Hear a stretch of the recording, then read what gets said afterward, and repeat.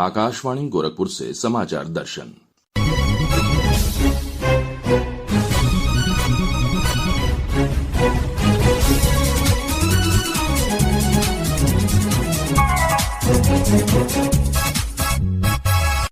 इस अंक में मुख्यमंत्री योगी आदित्यनाथ का गोरखपुर दौरा, बरेली में नाथ कॉरिडोर का निर्माण और खेलो इंडिया यूनिवर्सिटी गेम्स।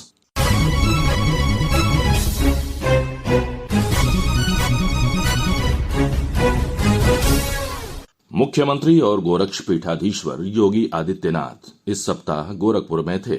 उन्होंने गोरखनाथ मंदिर परिसर में नवनिर्मित नव मंदिरों में श्री राम परिवार और श्री राधा कृष्ण समेत 9 देवी देवताओं के विग्रह की प्राण प्रतिष्ठा की।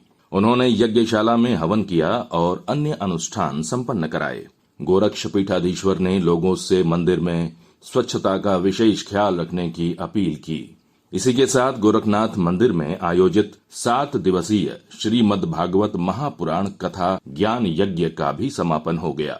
श्री योगी ने कथा व्यास डॉक्टर श्याम सुंदर पारासर के प्रति आभार व्यक्त किया।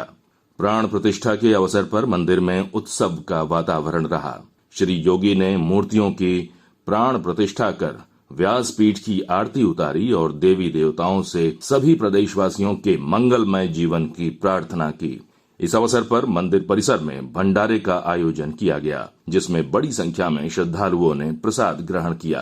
प्राण प्रतिष्ठा के बाद आयोजित कार्यक्रम को संबोधित करते हुए गोरक्ष पीठाधीश्वर ने कथा ज्ञान यज्ञ में शामिल होने के लिए सभी विशिष्ट अतिथियों का आभार व्यक्त किया।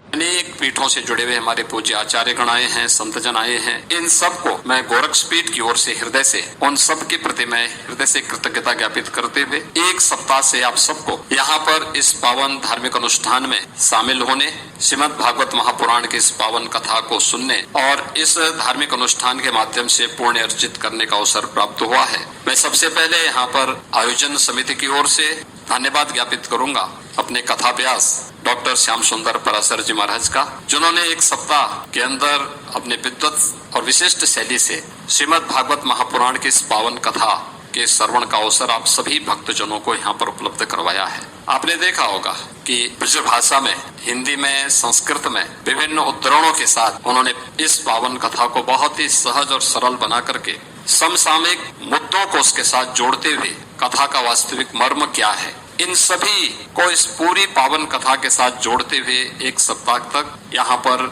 आप सबको इस आध्यात्मिक आयोजन के साथ जोड़ने का एक अवसर दिया है। मैं उनको आयोजन समिति की ओर से हृदय से धन्यवाद ज्ञापित करता हूँ।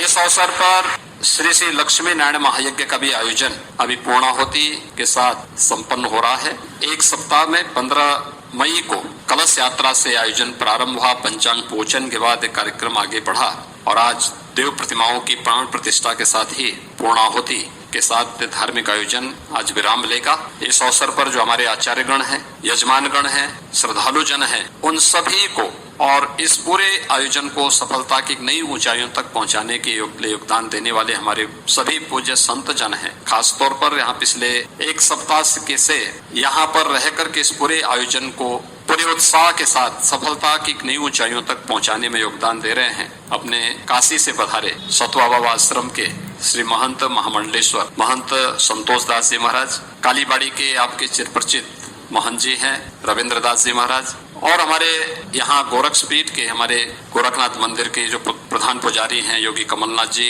अन्य सभी योगेश्वरों ने भी इस पूरे आयोजन के साथ इस कार्यक्रम को सफलता की नई ऊंचाइयों तक पहुंचाने में अपना योगदान किया है। उन सबको, सभी यजमान गणों को, आप सभी श्रद्धालु जनों को मैं इस अवसर पर इस पवित्र आयोजन के सकुशल संपन्न होने और आप सबकी उपस्थिति के लिए आप सबके प्रति अपनी शुभकामनाएं व्यक्त करता हूँ। महायोगी भगवान गोरक्षनाथ जी से जो 9 मंदिरों में यहाँ पर देव विग्रह विराजमान हुए हैं, उन सब से मैं यही प्रार्थना करूंगा कि इस यज्ञ का पुण्य आप सबको प्राप्त हो। इस कथा के माध्यम से और यज्ञ के माध्यम से जो भी पुण्य प्राप्त हो वह लोक मंगल के लिए, समाज कल्याण के लिए, राष्ट्र कल्याण के लिए हम सब उसको उपयोगी बना सकेंगे। इस विश्वास के साथ मैं एक बार फिर से आप सबके प्रति, कथा व्यास जी के प्रति, पूज्य संतों के प्रति और इस आयोजन के साथ प्रत्यक्ष और अप्रत्यक्ष रूप से जुड़े हुए उन सभी महानुभावों के प्रति जिन्होंने इस कार्यक्रम के साथ पूरी सद्भावना के साथ जुड़ करके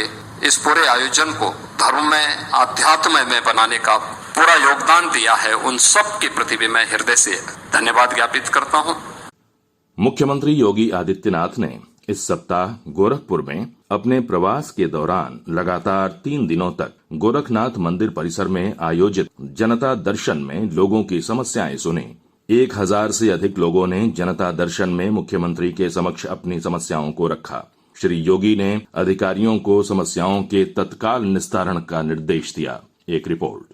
मुख्यमंत्री ने जमीनों पर कब्जे की शिकायतों पर कठोर कदम उठाने के निर्देश दिए। श्री योगी ने कहा कि पीड़ितों की सहायता और पात्र लाभार्थियों को शासन की जन कल्याणकारी योजनाओं का लाभ देने में कोई कोताही नहीं होनी चाहिए। उन्होंने कहा कि अगर कोई अधिकारी मामले को जानबूझकर लंबित रखता है तो उसके खिलाफ कड़ी कार्रवाई की जाए। जनता दर्शन में कई लोग गंभीर बीमारियों से पीड़ित अपने परिजनों के लिए आर्थिक मदद के लिए पहुंचे। मुख्यमंत्री ने कहा कि इन सभी को अस्पताल से अनुमानित राशि का ब्यौरा तैयार कर मुख्यमंत्री विवेकाधीन कोष से सहायता देने की व्यवस्था की जाए। मुख्यमंत्री ने सभी को आश्वस्त किया कि किसी का भी इलाज धन के अभाव में नहीं रुकेगा। उन्होंने अधिकारियों को निर्देश दिया कि जरूरतमंद लोगों को उपचार के लिए आवश्यक धनराशि तत्काल उपलब्ध कराई जाए। उन्होंने कहा कि सरकार सभी प्रदेशवासियों की समस्याओं के निस्तारण के लिए प्रतिबद्ध है। अपराध से संबंधित शिकायतों पर मुख्यमंत्री ने पुलिस अधिकारियों को अपराधियों के खिलाफ कड़ी कार्रवाई करने का निर्देश दिया। समाचार दर्शन के लिए गोरखपुर से आदित्य शुक्ला।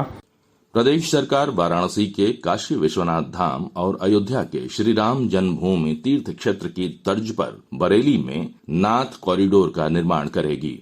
मुख्यमंत्री योगी आदित्यनाथ ने इस सप्ताह इस संबंध में आवश्यक दिशा निर्देश दिए।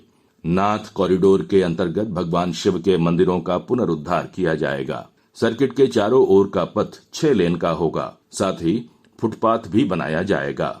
इस सर्किट के चारों ओर आवागमन के लिए इलेक्ट्रिक बसों और ई-रिक्शा की सुविधा होगी। मुख्यमंत्री ने कहा कि सर्किट में आने वाले सभी चौराहों का सौंदर्यीकरण भगवान शिव से संबंधित विषय वस्तुओं पर केंद्रित होना चाहिए। प्रदेश में इस सप्ताह से खेलो इंडिया यूनिवर्सिटी गेम्स का आयोजन किया जाएगा। प्रधानमंत्री नरेंद्र मोदी 25 मई को लखनऊ में होने वाले खेलो इंडिया यूनिवर्सिटी गेम्स के उद्घाटन समारोह को वीडियो कॉन्फ्रेंसिंग के माध्यम से संबोधित करेंगे।